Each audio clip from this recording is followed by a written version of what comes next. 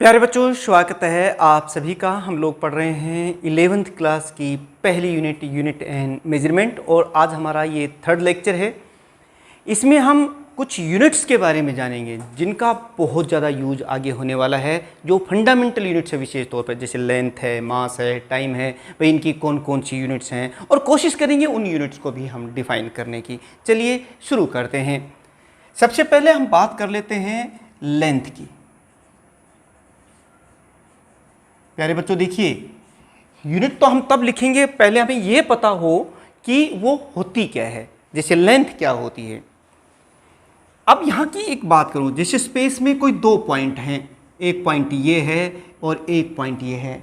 इन दो पॉइंट्स के बीच की जो सेपरेशन है या जो डिस्टेंस है उसे लेंथ कहते हैं। ये स्पेस में कहीं भी हो सकते हैं, जैसे एक यहाँ है एक यहाँ है, तो इनके बीच की क्या डिस्टेंस है उसे क्या कहते हैं, लेंथ है। कई बार है ना, छोटी सी चीज़ हमें नहीं पता होती है कि भाई कोई पूछे व्हाट इज़ लेंथ, अब भूल जाते हैं। पता तो है बट हम उसे एक्सप्लेन नहीं कर पाते हैं। तो लेंथ की अगर हम डेफिनेशन कहें तो क्या होगी, द सेपरेशन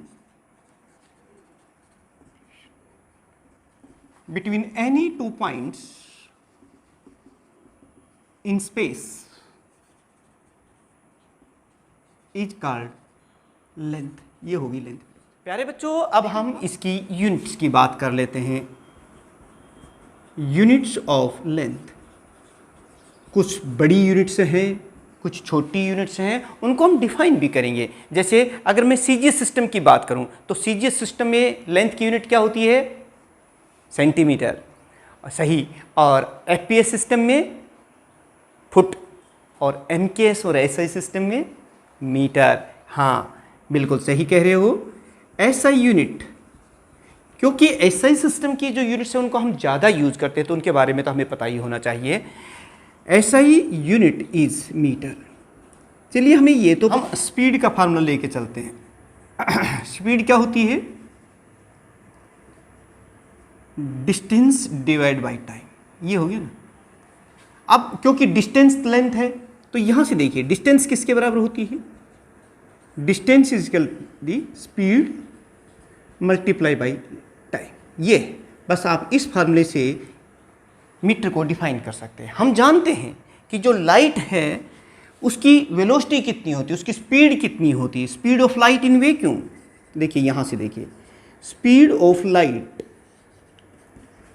इन वैक्यूम क्या होती है, अगर आपको पता हो तो ये होती है, लिख दीजिए 99792458 मीटर पर second.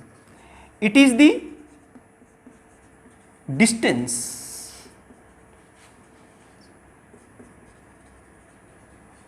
Travelled by light in vacuum in कितनी देर में, 1 बाई, इसको नीचे लिख दो, ये तो इतने एक सेकेंड, यानी इतनी सेकेंड की मैं बात कर रहा हूँ, 1.29979 ये लिख रहा हूँ, 2458 सेकेंड। इतनी देर में लाइट जिस डिस्टेंस को कवर करती है उसे 1 मीटर कहते हैं। वैसे अगर हम देखें ना, जो हमारी मीटर रोड होती है, ये इसको कैलिबर करके और फ्रांस में जो यूनिट एंड मेजरमेंट डिपार्टमेंट है पेरिस में, वहाँ पर रखा गया है और वही स्टैंडर्ड है, वहीं से सबको मेजर करते हैं और उस पर स्टैंप लगा करके और जो है यूनिट एंड मेजरमेंट डिपार्टमेंट जो है उसको जारी करता है। इसको हम ये भी लिख सकते हैं, it is the platinum iridium road. ये इसलिए कि इस पर जंग ना लगे। Road placed in France at temperature fix है इसमें, एट टेम्परेचर 0.15 केल्विन। ये पेरिस में यूनिट एंड मेजरमेंट डिपार्टमेंट है, इस मीटर रोड को वहाँ रखा गया है, उसी से मेजरमेंट्स करके स्टैंप लगा करके और पूरी इंटरनेशनल लेवल पर उसको सप्लाई किया जाता है, उसी से फिर हम लेंथ को मेजर करते हैं। तो ये थोड़ा सा आप याद रख सकते हैं। ये तो कुछ यूनिट्स हैं स्टैंडर्ड में, अभी एसआई सिस्टम की बात की। अब कुछ और यूनिट हैं जैसे मान लो हम जो हमारे एस्ट्रोनॉमिकल ऑब्जेक्ट्स हैं उनके बीच की डिस्टेंस नापना है तो मीटर से तो नहीं नापी जाएगी, बहुत ज़्यादा लेंथ हो जाएगी, बहुत ज़्यादा डिस्टेंस होती है उनके बीच में। अब हम बात करते हैं एस्ट्रोनॉमिकल यूनिट। इस यूनिट को हम जो एस्ट्रोनॉमिकल ऑब्जेक्ट्स हैं, सन, स्टार, प्लैनेट्स, इनके बीच की डिस्टेंस को नापने के लिए यूज़ करते हैं। लेकिन ये होती क्या है प्यारे बच्चों, थोड़ा पढ़ना पड़ेगा हमें, सोलर सिस्टम के बारे में जानना पड़ेगा। हम जानते हैं कि सन और earth revolves around the sun in elliptical path. ये सन का सेंटर है और ये हमारी अर्थ का सेंटर है। इनके बीच की, इनके दोनों के सेंटर से बीच की जो डिस्टेंस है, अब ये डिस्टेंस तो वेरी करती रहती है, हम एवरेज डिस्टेंस की बात करते हैं। Average distance between the centre of sun and the earth is called astronomical unit. यानी कि आप क्या लिखेंगे, it is the average distance between centre of sun and earth. ये, और प्यारे बच्चों आपको ये भी पता होना चाहिए कि भाई इसको मीटर में कैसे, क्योंकि कन्वर्जन भी हमें आना चाहिए। क्योंकि जब न्यूमेरिकल्स करेंगे और कोई डिस्टेंस मान लो आपको एस्ट्रोनॉमिकल यूनिट्स में दे रखी हो और आपको मीटर में कन्वर्ट करनी है तो फिर आप कैसे करेंगे उसका। 0.495 इंटू 10 की पावर 11 मीटर ये नहीं होती है, 1.56 के करीब होती है। तो ये चीज़ आप इसको याद कर लें। जब भी एस्ट्रोनॉमिकल यूनिट को मीटर में कन्वर्ट करना हो तो आप इस तरह से कन्वर्ट करेंगे। अब ये फैक्टर आपको याद होना चाहिए। तो ये होगी एस्ट्रोनॉमिकल यूनिट। एक और होती है जो हम इन्हीं एस्ट्रोनॉमिकल ऑब्जेक्ट्स, स्टार्स और इनके बीच की डिस्टेंस को मेजर करने के लिए यूज़ करते हैं, और वो है लाइट ईयर।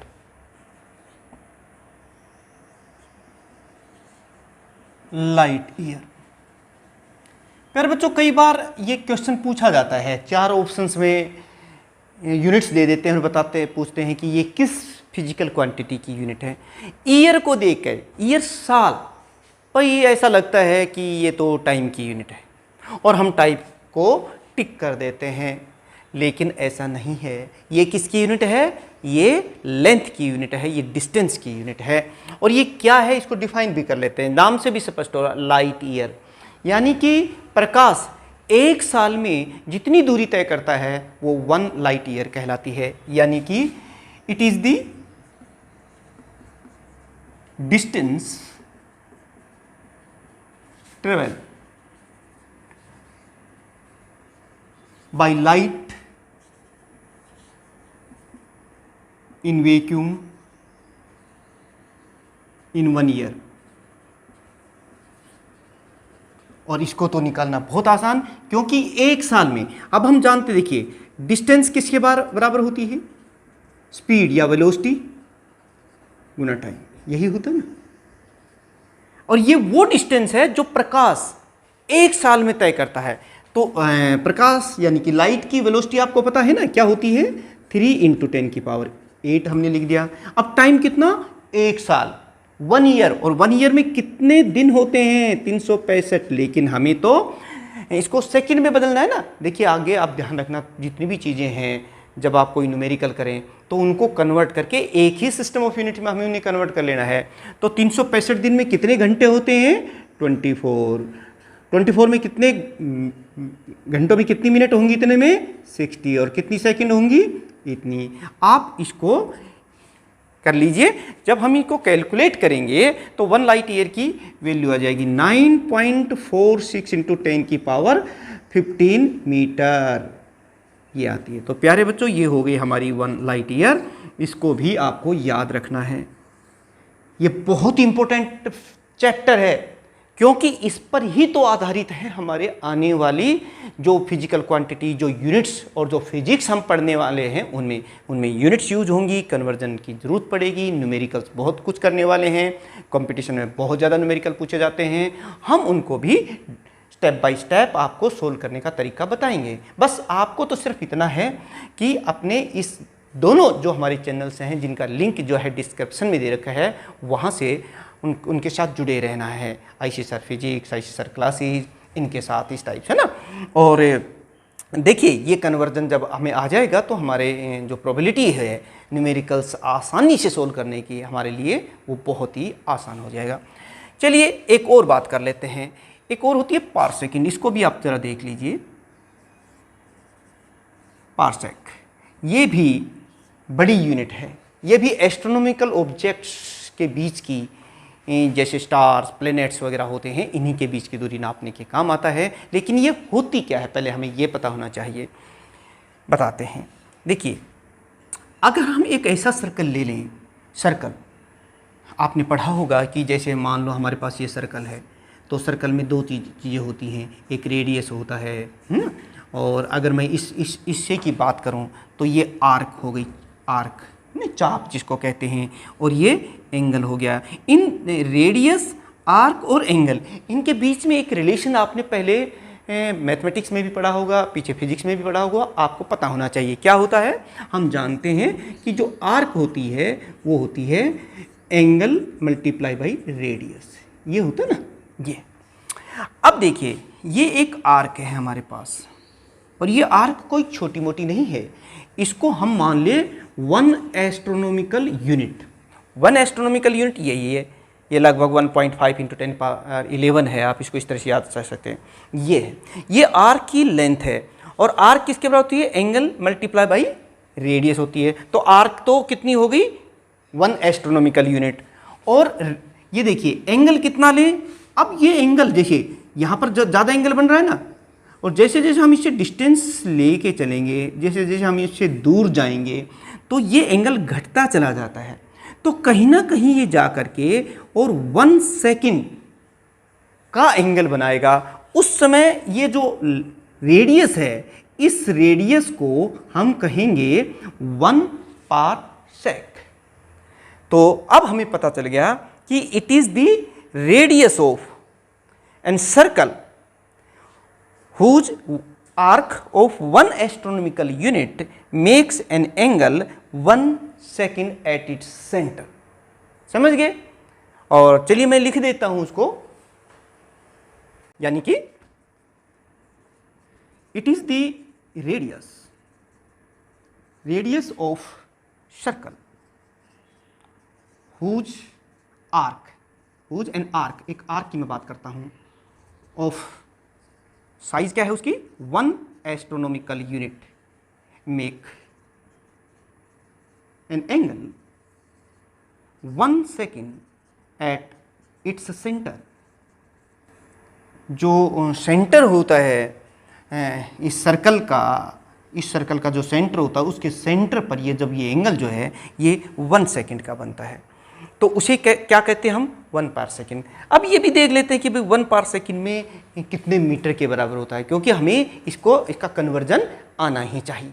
तो यहाँ से देखिए प्यारे बच्चों कि जो रेडियस है वो किसके बराबर होता है, radius it is equal to arc divide by angle. अब ये दोनों ही चीज़ों के बारे में आप जानते हैं।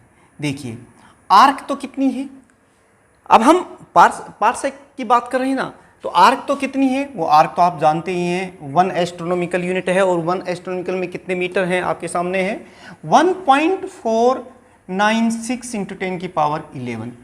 और एक एंगल में, और ये भी ऐसा ही सिस्टम में लिखना चाहिए, एंगल कितना है वो 1 सेकंड का है।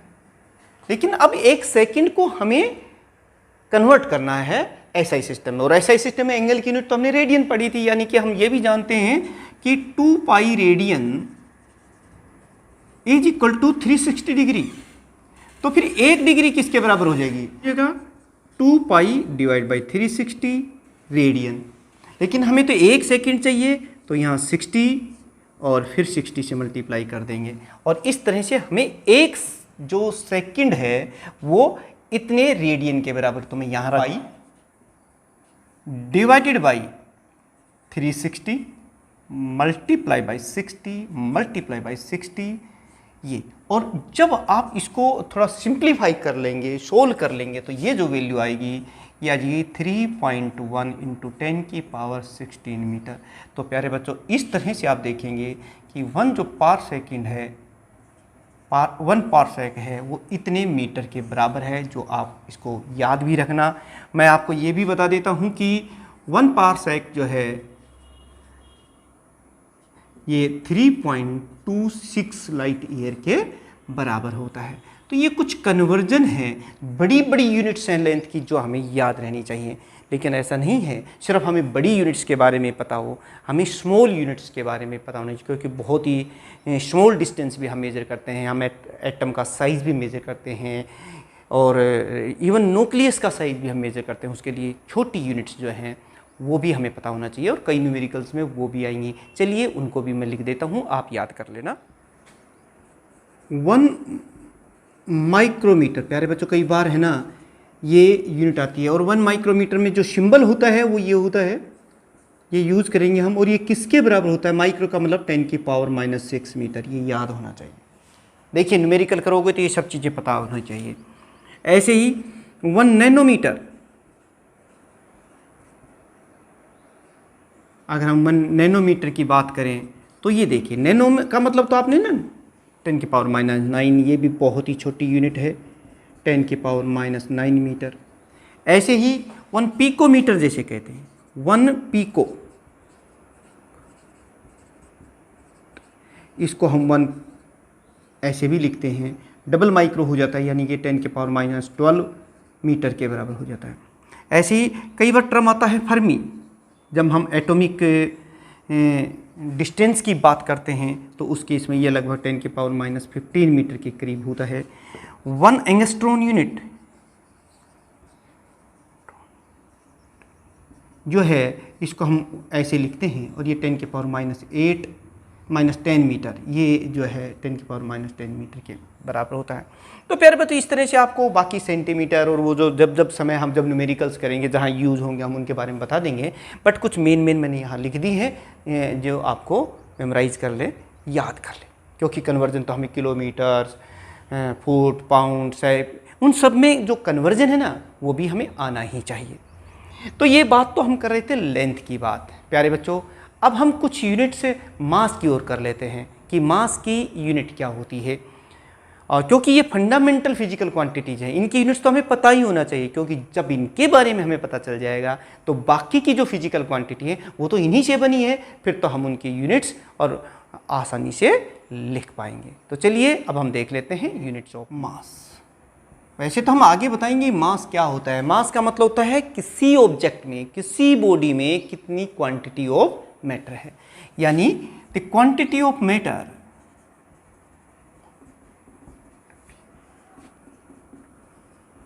in a body is called mass। अब देखिए इसकी SI यूनिट पहले वो तो पता ही होनी चाहिए। SI यूनिट क्या होती है? SI unit is kilogram. CGS unit क्या होती है? ग्राम। FPS सिस्टम क्या होती है? FPS सिस्टम में अगर इसकी मास की यूनिट क्या होती है? पाउंड। ये हमें पता होना चाहिए।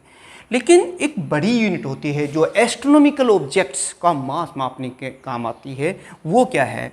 ये देखिए वो है चंद्रशेखर लिमिट। ये एस्ट्रोनॉमिकल ऑब्जेक्ट्स है ना, स्टार्स, प्लैनेट्स, इनका मास मापने के काम आती है। और मैं आपको बताऊं it is 1.4 times the mass of sun. देख लीजिए सन का कितना ज़्यादा मास है, कितना इसका मास होगा, उसका भी 1.4 टाइम्स, यानी 1 चंद्रशेखर लिमिट जो है ये 1.4 टाइम्स द मास ऑफ सन है।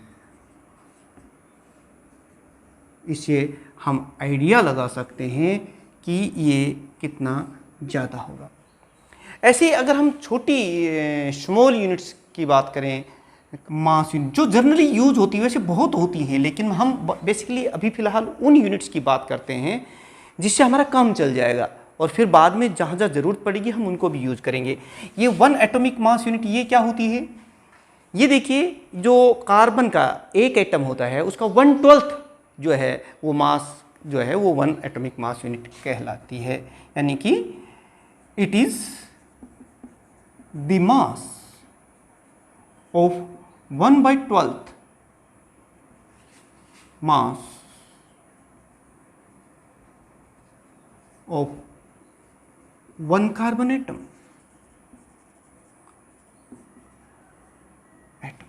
वन एटॉमिक मास यूनिट ये जो है ये आपको पता भी है 1.67 इंटू 10 की पावर -27 किलोग्राम के बराबर होता है।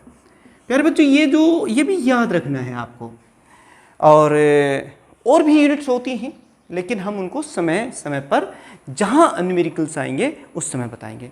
अभी हम मोटे तौर पर आपको बता रहे हैं बेसिक बातें इनकी। एक तो हमने लेंथ की बात कर ली है, मास की बात कर ली है, अब टाइम की भी बात कर लेते हैं कि टाइम की यूनिट्स क्या होती हैं। टाइम प्यारे बच्चों ये भी एक फंडामेंटल फिजिकल क्वांटिटी है और इसकी एसआई यूनिट क्या होती है? SI unit is second. और इसकी एपीएस सिस्टम में यूनिट क्या होती है? सेकेंड। एमकेएस सिस्टम में सेकेंड, सीजीएस सिस्टम में सेकेंड, यही होती है। लेकिन कुछ यूनिट्स जैसे जनरली हम क्वेश्चंस में यूज़ करेंगे जो आपको थोड़ा पता होना चाहिए, वो क्या है? जैसे एक टर्म आती है सोलर ईयर। हम ये तो जानते हैं कि पृथ्वी जो है वो सूर्य के चारों तरफ चक्कर लगाती है, ये सन है और ये अर्थ है।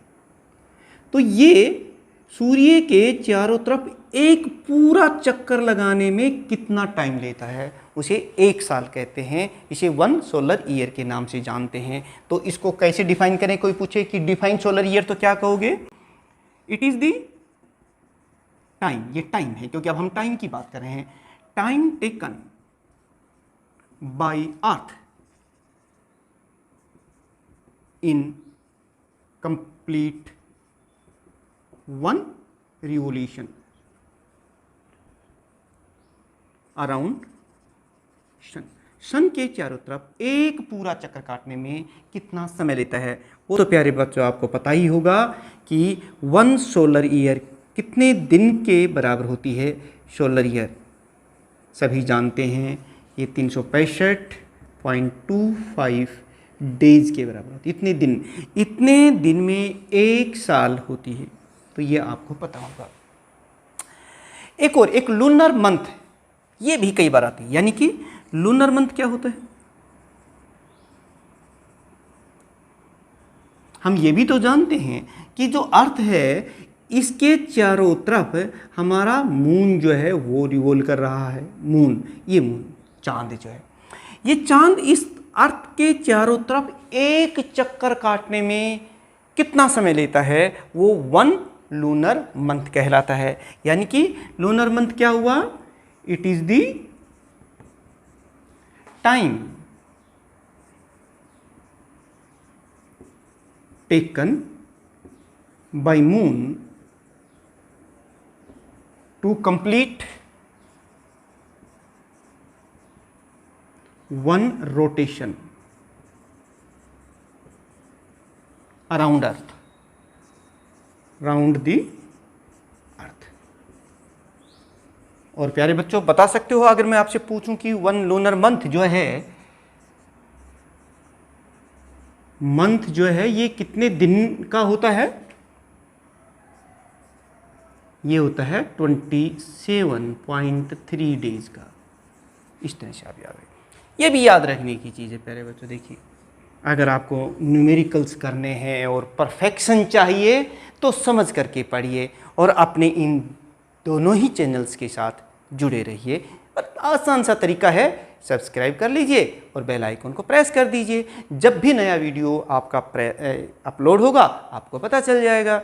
और डिस्क्रिप्शन में इन सभी जो मैं यहाँ लिख रहा हूँ मेरे हैंड रिटन नोट्स का लिंक भी आपका मिल जाएगा, जहाँ से आप डाउनलोड करके और बेनिफिट उठा सकते हैं, पढ़ सकते हैं। ये तो बड़ी बड़ी यूनिट थी। आप कहे सर एक छोटी यूनिट बता दिए। जो सबसे छोटी जो समय की यूनिट होती है ना प्यारे बच्चों, सेक। 1 सेक जो है वो 10 की पावर -8 सेकंड के बराबर होती है। तो ये भी आपको याद होना चाहिए। तो प्यारे बच्चों, इस तरह से आपने देखा, आज हमने यूनिट्स की बात की, यूनिट्स ऑफ लेंथ, कुछ बड़ी बड़ी यूनिट्स की बात की, फिर हमने छोटी छोटी यूनिट्स की भी बात की है, लेंथ की, मास की, टाइम की। और ये आना हमें बहुत ज़रूरी है, क्योंकि जब ये चीज़ें हमें आ जाएंगी तो हम अपने क्वेश्चंस, न्यूमेरिकल्स और आगे के जो कॉन्सेप्ट हैं, आगे के जो आर्टिकल्स हैं, जो हमारे चैप्टर्स हैं, वो पढ़ना हमारे लिए काफ़ी आसान हो जाएगा। और इसको और ज़्यादा आसान मैं आपके लिए बनाऊंगा, आपको समझाने की पूरी कोशिश करूंगा। बस आपको इतना ही करना है, आपके अपने सुझाव देते रहें और अपने इन दोनों चैनल को सब्सक्राइब कर लीजिए, जिनके लिंक आपको डिस्क्रिप्शन में भी मिल जाएंगे, और हैंड रिटन नोट्स का लिंक भी आपको मिलने वाला है डिस्क्रिप्शन में, जहाँ से आप नोट्स डाउनलोड करते हैं। नेक्स्ट जो प्यारे बच्चों हमारा आर्टिकल रहेगा, उसमें हम बात करेंगे मेजरमेंट्स की, कि जैसे ट्रायंगुलेशन मेथड है, पैरेलैक्स मेथड है, 1 बाय 1 करके हम उन सबको डिस्कस करने वाले हैं, जो कि बहुत इंपॉर्टेंट है। पूरा चैप्टर आपके कंपटीशन का भी और आपका क्लास का भी हम यहाँ कवर करेंगे। तो मिलते हैं नेक्स्ट लेक्चर में। Thank you very much.